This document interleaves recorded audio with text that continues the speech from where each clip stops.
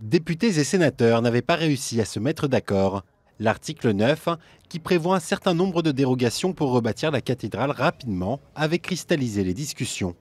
Des dérogations voulues par le gouvernement. Il ne faut pas qu'on se mente. On sait tous qu'il y a un certain nombre de règles, comme tout système législatif, comme toute réglementation, il y a des choses qui ne sont pas forcément idéales, notamment les procédures, et qui sont parfois des freins à toutes les restaurations qu'on peut faire dans nos territoires. L'article a depuis été modifié par les députés qui ont listé les dérogations possibles en matière d'urbanisme, d'environnement et d'architecture notamment.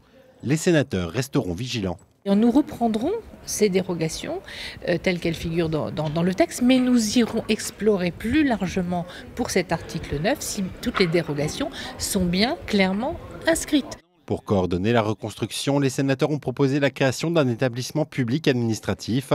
Un amendement alors rejeté par les députés en commission, mais qui n'est pas tombé dans l'oreille d'un sourd.